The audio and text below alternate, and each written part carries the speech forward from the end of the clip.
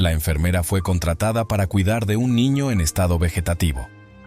Un día, cuando nadie estaba mirando, la enfermera se acercó al niño y lo que sucedió después la dejó aterrorizada. Ana, una enfermera, fue contratada para cuidar a Mateo, un niño en estado vegetativo, en la mansión de la familia Hernández. Desde el primer momento que Ana llegó a la imponente residencia, percibió un aire de tensión en la atmósfera. Mateo, un niño de aproximadamente 10 años, había estado en esa condición por casi 2 años tras un misterioso accidente. La madre biológica de Mateo, Laura, y la madrastra, María, convivían en la misma casa, lo que generaba una evidente hostilidad entre ellas. Carlos, el padre de Mateo, parecía ser el puente entre ambas, aunque su presencia se percibía distante y en conflicto. Ana había aceptado el trabajo con el firme compromiso de cuidar a Mateo de la mejor manera posible. Como enfermera dedicada, su experiencia en casos complejos la había preparado para lo inesperado, pero la dinámica familiar a la que se enfrentaba en la mansión de los Hernández era algo que no había anticipado. Desde el primer día, observó cómo Laura, quien a menudo llegaba sin previo aviso, y María, siempre atenta al cuidado médico de Mateo, discutían sobre los tratamientos. María insistía en que el tratamiento actual era el mejor disponible, mientras que Laura deseaba buscar segundas opiniones, siempre insistiendo en que algo más se podía hacer por su hijo. Para Ana, era evidente que la lucha entre ambas mujeres era más personal que médica. Ana se encontró inmersa en esta lucha, y aunque intentaba mantenerse neutral, se daba cuenta de que, tarde o temprano, tendría que tomar una postura en beneficio del niño. Mientras tanto, su enfoque era garantizar el cuidado adecuado de Mateo, asegurarse de que recibiera las medicaciones y terapias recomendadas y observar cualquier pequeño cambio en su condición. Al pasar tiempo en la casa, Ana comenzó a notar detalles que aumentaban sus sospechas. Medicinas no etiquetadas, discusiones a puerta cerrada entre Carlos y María, y una evidente sensación de desesperación en Laura, quien con frecuencia lloraba en los pasillos después de visitar a su hijo. El ambiente era pesado, y Ana sabía que había algo más oscuro detrás de esa familia perfecta. Mateo mostró señales de conciencia inesperadas que cambiaron completamente el curso de los eventos. Una tarde tranquila, mientras Ana ajustaba los medicamentos y revisaba los signos vitales de Mateo, algo increíble ocurrió. El niño movió los dedos. Inicialmente, Ana pensó que tal vez había sido un movimiento involuntario, algo común en pacientes en estado vegetativo. Sin embargo, al acercarse más, notó que el movimiento de los dedos era intencionado, como si Mateo intentara comunicarse con ella. Atónita y con el corazón acelerado, Ana decidió hablarle. «Mateo, si puedes escucharme, mueve los dedos de nuevo», pidió con la esperanza de estar en lo correcto. Para su sorpresa, el niño lo hizo. El impacto fue tal que Ana se sintió paralizada por un momento. No había informes médicos que indicaran que Mateo fuera capaz de realizar ese tipo de movimientos voluntarios. Sin embargo, lo que vio era real. Ana, llena de emoción y miedo, decidió que debía actuar con cautela. Si bien quería contarles a los padres de Mateo lo que acababa de suceder, también era consciente de que esto podría tener repercusiones más profundas de las que imaginaba. Durante los días siguientes, Ana permaneció en un estado de vigilancia constante, observando cada pequeño movimiento de Mateo, buscando cualquier otro indicio de conciencia. La conexión que había establecido con el niño creció más fuerte. A veces, parecía que sus ojos intentaban abrirse, como si quisiera decirle algo, pero siempre se quedaba en intentos frustrados. La enfermera decidió mantener este descubrimiento en secreto hasta tener más pruebas, ya que no confiaba plenamente en que todos los miembros de la familia tuvieran las mejores intenciones con respecto a Mateo. A medida que pasaban los días, Ana se dio cuenta de que debía estar alerta no solo a los cambios en la condición de Mateo, sino también a lo que ocurría a su alrededor en la mansión. Algo no cuadraba. ¿Por qué Mateo parecía asustado cuando su familia estaba cerca? ¿Por qué ese movimiento de dedos coincidía con momentos en los que quedaban solos? Las dudas comenzaron a asaltarla. Ana descubrió medicamentos no etiquetados en la casa, lo que intensificó sus sospechas sobre lo que realmente estaba ocurriendo con Mateo. Un día, mientras organizaba el gabinete de medicamentos, encontró un pequeño frasco escondido detrás de otros. Era un medicamento sin etiqueta, algo que según su formación profesional era una clara señal de alarma. Intrigada y preocupada, giró el frasco en sus manos, tratando de determinar qué podría contener. El líquido en su interior era claro, pero su origen era incierto. Decidió guardarlo en su bolsillo y esperar el momento adecuado para investigar más a fondo. Esa misma tarde, María entró en la habitación de Mateo de manera abrupta y con una expresión cargada de ansiedad. ¿Has revisado los medicamentos hoy?, le preguntó directamente a Ana, con la mirada fija en el frasco que aún tenía en sus manos. Ana, actuando con rapidez, escondió el frasco detrás de su cuerpo y negó con la cabeza, tratando de mantener la calma. «No he notado nada fuera de lo normal, señora», respondió en un tono neutral. María asintió lentamente, claramente aliviada, pero su salida apresurada de la habitación dejó a Ana más inquieta que antes. ¿Por qué había sido tan importante para María saber si Ana había tomado los medicamentos? ¿Qué intentaba esconder?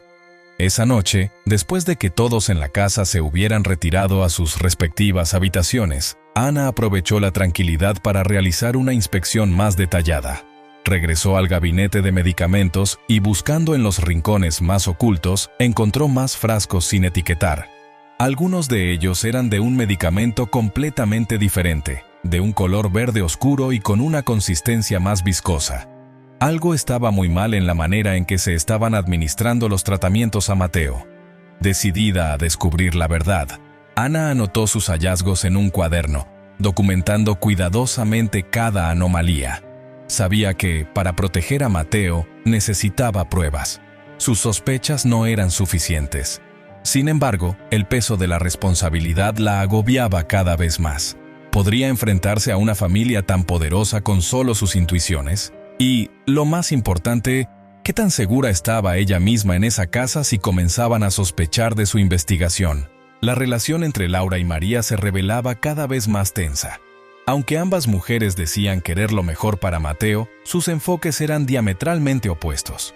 María, como madrastra, insistía en que el tratamiento actual estaba funcionando y que seguir cambiando médicos o terapias solo agotaría al niño. Laura, por otro lado, se sentía completamente frustrada, convencida de que algo no estaba bien con los cuidados que recibía su hijo. Las discusiones entre ambas eran casi diarias, y aunque intentaban contenerse en presencia de Ana, la tensión era palpable. Carlos, el padre, actuaba como un mediador, pero a menudo parecía más cansado que comprometido. Ana notaba cómo evitaba tomar decisiones difíciles o apoyar abiertamente a una de las dos mujeres.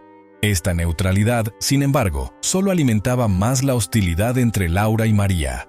Las dos veían en Carlos una fuente de poder y aprobación, y cada una trataba de ganarse su favor. Laura tenía acceso limitado a Mateo, lo que empeoraba su angustia. María controlaba estrictamente las visitas, argumentando que demasiada estimulación podría ser perjudicial para la frágil condición del niño. Este control constante enfurecía a Laura, quien se sentía excluida del proceso de cuidado de su propio hijo. «Es mi hijo, no el tuyo», le había gritado una vez en un arranque de desesperación, lo que solo había intensificado el conflicto.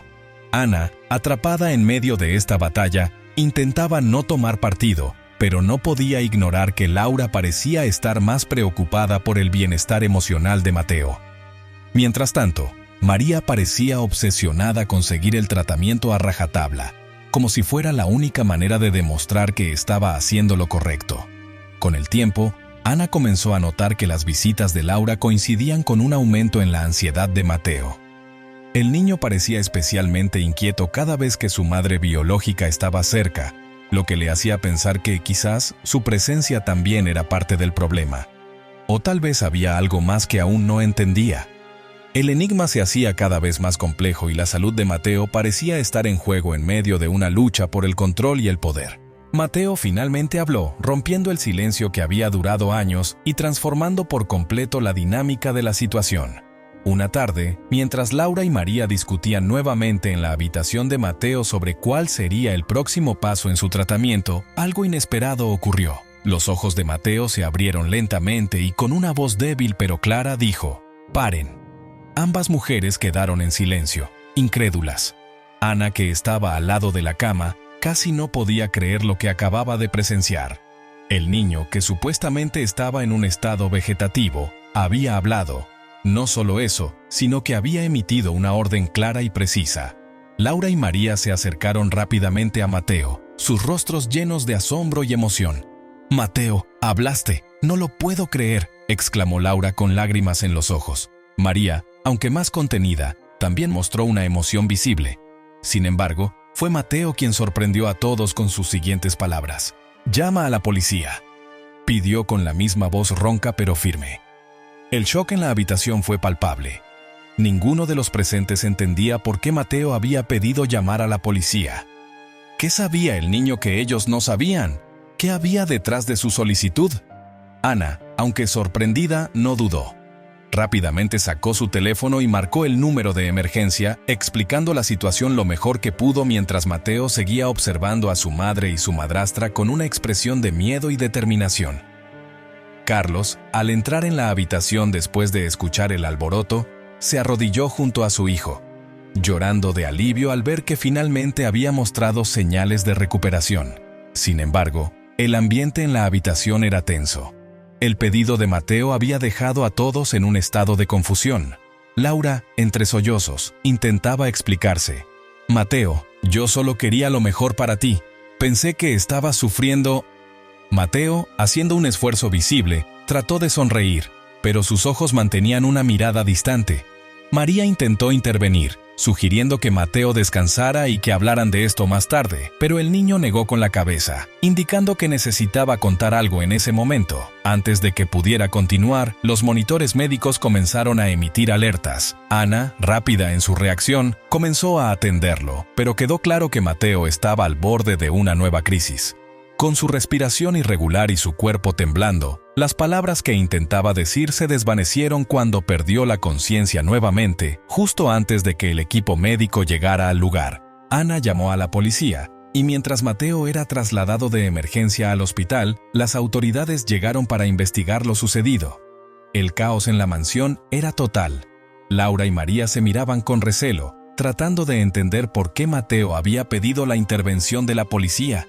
Carlos estaba completamente deshecho, llorando desconsoladamente mientras intentaba asimilar lo que acababa de pasar. Ana, por su parte, estaba convencida de que había algo muy grave detrás de todo esto, algo que Mateo había intentado revelar. El traslado al hospital fue tenso. Mateo estaba en estado crítico, y los médicos trabajaban contrarreloj para estabilizarlo.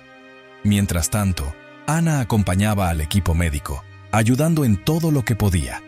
En su mente no podía dejar de preguntarse qué había pasado realmente con Mateo, y si el medicamento no etiquetado que había encontrado tenía algo que ver con su condición. Una vez en el hospital, Mateo fue sometido a una serie de exámenes urgentes.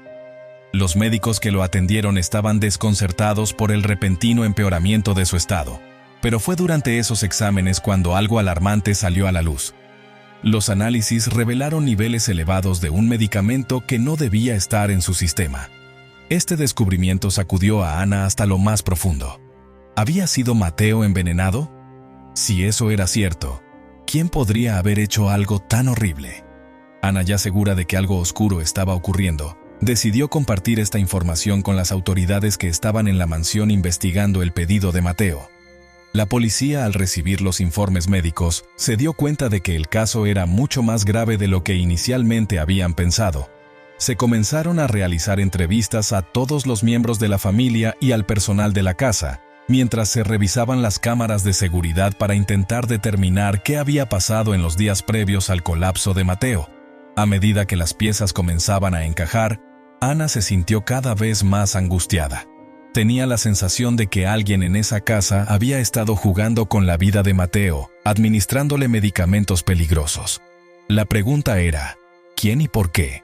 El descubrimiento de los medicamentos no etiquetados en la mansión se convirtió en la clave para resolver el enigma, y la enfermera sabía que estaba a punto de desvelarse una verdad que podría destruir la familia Hernández para siempre. Carlos, el padre de Mateo, fue descubierto intentando envenenar a su propio hijo.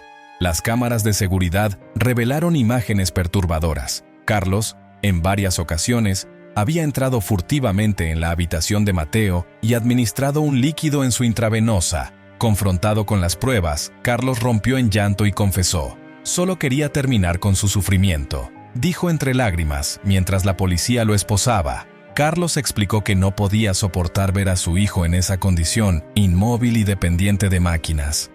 Creía que, al administrarle pequeñas dosis de un sedante, lo estaba ayudando a descansar en paz. Pensaba que le estaba ahorrando años de dolor y sufrimiento, convencido de que Mateo nunca volvería a ser el niño que había conocido.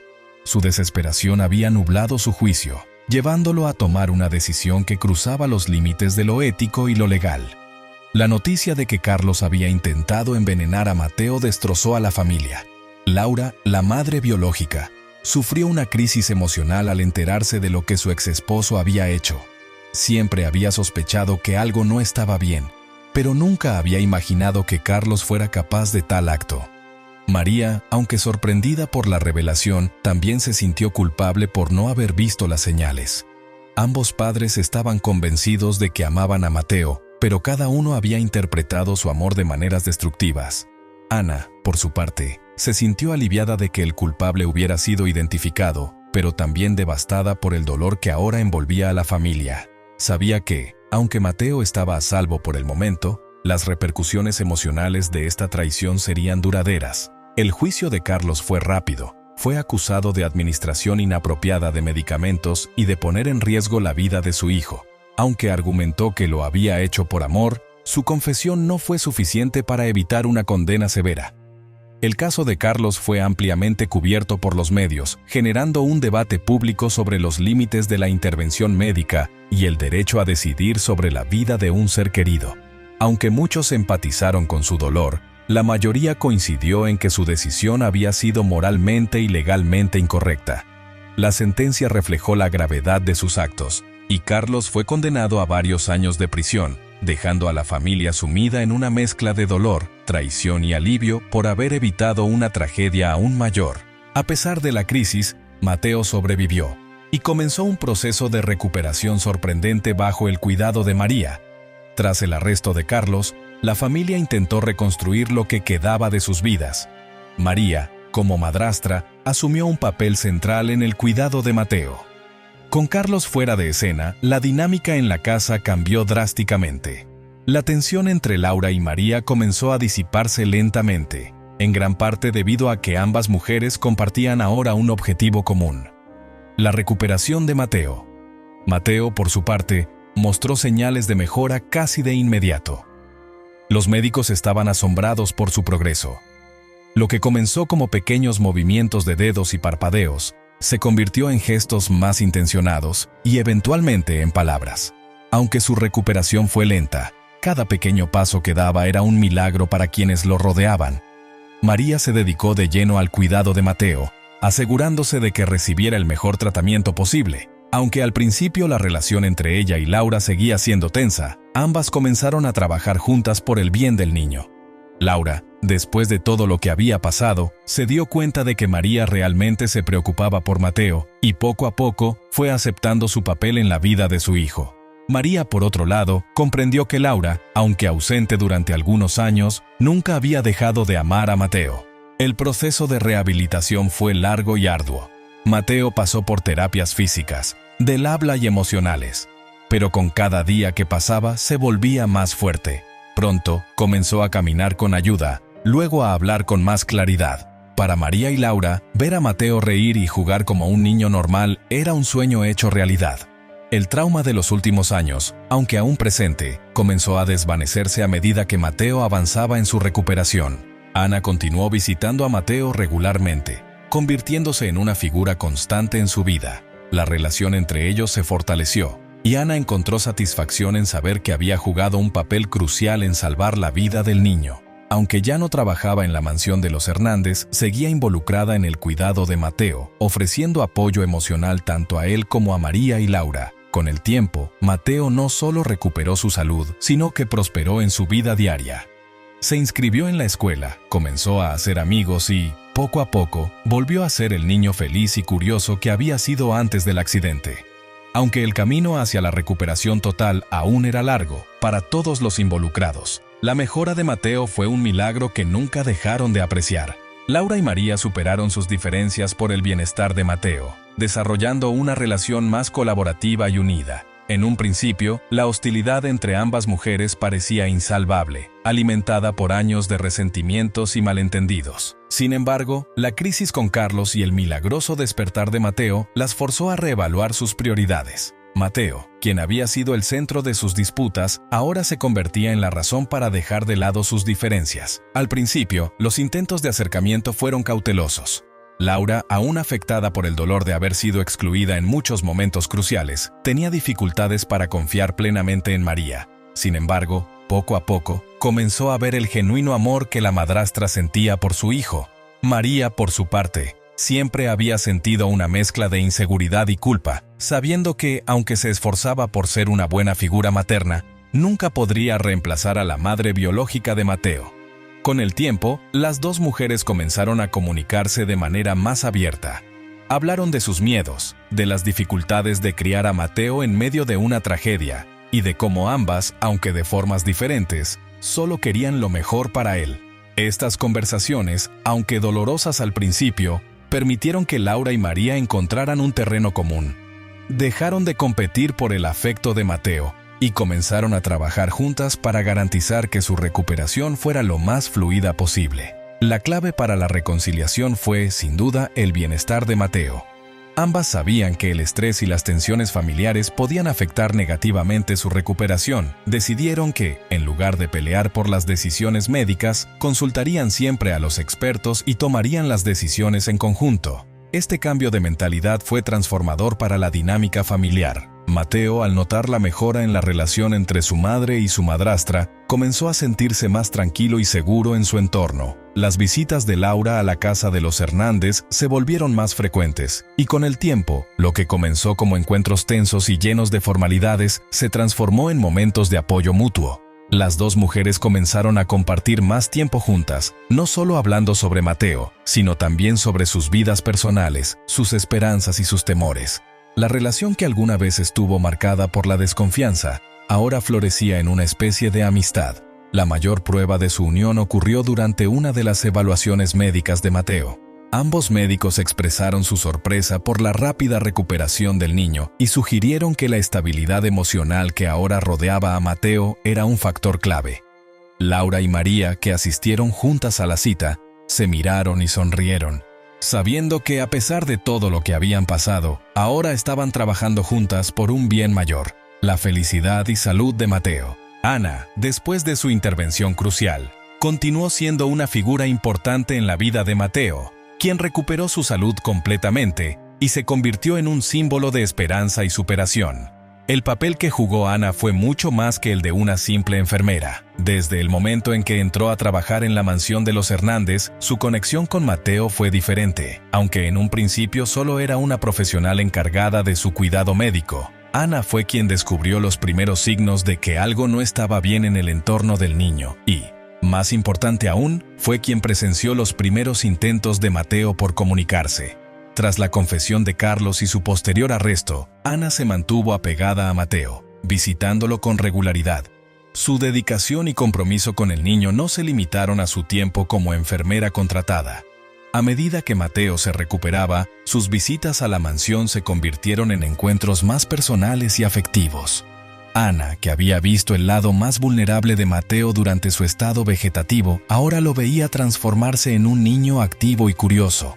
Un cambio que para ella era nada menos que un milagro. Mateo, por su parte, desarrolló un cariño especial hacia Ana.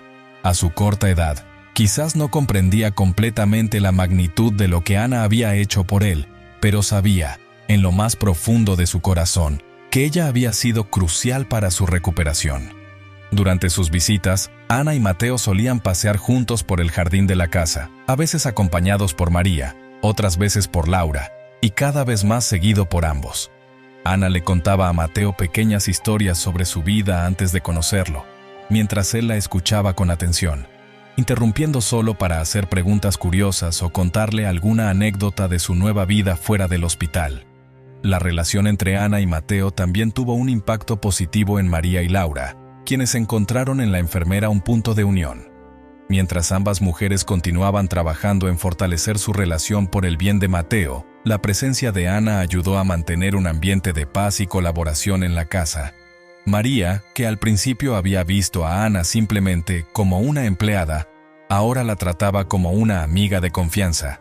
Laura, quien inicialmente había desconfiado de todos en la mansión, ahora también sentía un profundo respeto y gratitud hacia Ana, sabiendo que, sin ella, Mateo podría no haber sobrevivido. La recuperación de Mateo fue lenta pero constante. Al principio, fueron pequeños logros: mover los dedos con mayor fuerza, abrir los ojos con mayor frecuencia, pronunciar palabras sueltas. Pero con el tiempo, estos avances se convirtieron en hitos significativos. Pronto, Mateo estaba caminando con la ayuda de un fisioterapeuta, y aunque aún necesitaba apoyo, sus primeros pasos por el jardín fueron motivo de celebración. Ana estuvo allí, junto a María y Laura, aplaudiendo cada pequeño avance como si fuera el mayor logro del mundo. Los médicos que seguían el caso de Mateo también estaban sorprendidos por la magnitud de su recuperación. Lo que alguna vez consideraron imposible se estaba materializando ante sus ojos. Para muchos de ellos, Mateo se había convertido en un caso de estudio, un ejemplo vivo de lo que la esperanza, el amor y el cuidado adecuado podían lograr. Algunos médicos sugirieron incluso que el entorno familiar renovado, donde María y Laura habían superado sus diferencias, jugaba un papel clave en el progreso de Mateo. Mientras tanto, Ana decidió aprovechar esta experiencia para abogar por otros niños en situaciones similares. Se unió a varias campañas de concientización sobre la importancia de la supervisión médica en casos delicados como el de Mateo, y pronto se convirtió en una portavoz activa en conferencias de salud infantil. Su historia, basada en el caso de Mateo, inspiraba a médicos, enfermeros y familias en todo el país. En sus charlas, Ana compartía no solo los desafíos médicos a los que se había enfrentado, sino también la importancia de observar los aspectos emocionales y psicológicos de los pacientes. Hacía hincapié en que, más allá de los tratamientos médicos, el entorno familiar y el apoyo emocional podían marcar una gran diferencia en la recuperación de un paciente. Gracias a su incansable dedicación, Ana fue promovida a jefa de enfermeros en el hospital donde trabajaba. En esta nueva posición, implementó varios protocolos que mejoraron la atención infantil, asegurando que ningún niño bajo su cuidado pasara por lo que Mateo había experimentado. Además, colaboró con organizaciones no gubernamentales para promover mejores prácticas en la administración de medicamentos en hospitales, defendiendo siempre la importancia de la transparencia y el control riguroso en casos de pacientes vulnerables. El impacto de Ana no se limitó solo al ámbito profesional. Su relación con Mateo seguía creciendo con los años. A medida que Mateo dejaba atrás su estado de fragilidad y comenzaba a convertirse en un niño normal, Ana seguía siendo una figura constante en su vida. Asistía a sus cumpleaños, lo acompañaba en eventos importantes y a menudo lo llevaba a pasar tardes en el parque. Durante una de esas visitas, mientras Mateo corría y jugaba con otros niños, Ana se sentó en un banco junto a María y Laura. Las tres mujeres compartieron un momento de reflexión. Para ellas, ver a Mateo correr y reír, después de haber pasado tanto tiempo en una cama de hospital, era un recordatorio de que los milagros eran posibles. La relación entre María y Laura también había evolucionado significativamente. Ya no eran rivales, sino aliadas en la crianza de Mateo. Los resentimientos del pasado habían sido reemplazados por una amistad improbable, basada en su amor común por el niño. Laura, que había experimentado tanto dolor y pérdida, ahora se sentía agradecida de poder compartir la vida de su hijo con María. Y María, por su parte, había aprendido a respetar el lugar de Laura en la vida de Mateo, sabiendo que juntas podían ofrecerle el mejor futuro posible. El día en que Mateo cumplió 12 años, la familia organizó una gran fiesta en el jardín de la mansión. Amigos, familiares y médicos asistieron para celebrar lo que fue más que un cumpleaños. Fue una celebración de la vida. Ana, invitada de honor, observaba a Mateo mientras corría entre los invitados, sonriendo y riendo como cualquier otro niño de su edad. Para Ana, ese momento encapsulaba todo lo que había luchado por lograr. La promesa que le había hecho a Mateo, de protegerlo y darle una oportunidad de vivir, se había cumplido de una manera que nunca había imaginado. Ese día, después de que la fiesta terminó y los invitados comenzaron a irse, Ana se quedó un poco más, sentada en el jardín mientras el sol comenzaba a ponerse. María y Laura, también agotadas pero felices, se unieron a ella. Las tres mujeres compartieron una copa de vino, reflexionando sobre todo lo que habían pasado juntas. «Es un milagro», dijo María, rompiendo el silencio. «Sí, lo es», coincidió Laura. Ana, mirando a Mateo jugar a lo lejos, simplemente sonrió. Sabía que, aunque el camino había sido largo y doloroso, cada momento de lucha había valido la pena. Mientras el sol se ponía y la luz dorada del atardecer bañaba el jardín, Ana sintió una profunda paz interior.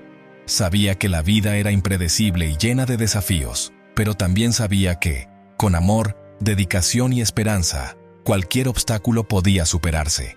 Para Ana, ver a Mateo correr y jugar en ese jardín era el mayor triunfo de su vida, y en ese momento, supo que había encontrado su verdadero propósito. Si esta historia te ha emocionado, no olvides darle me gusta y suscribirte a nuestro canal. Tu apoyo es lo que nos motiva a seguir creando y compartiendo nuevas historias casi a diario. No te pierdas nuestra próxima narrativa llena de sorpresas. Estamos muy agradecidos por tu apoyo y, antes de que te vayas, puedes hacer clic en los enlaces que están apareciendo ahora mismo. Hemos preparado una selección especial de historias cautivadoras que te garantizan momentos de entretenimiento. ¡Hasta la próxima!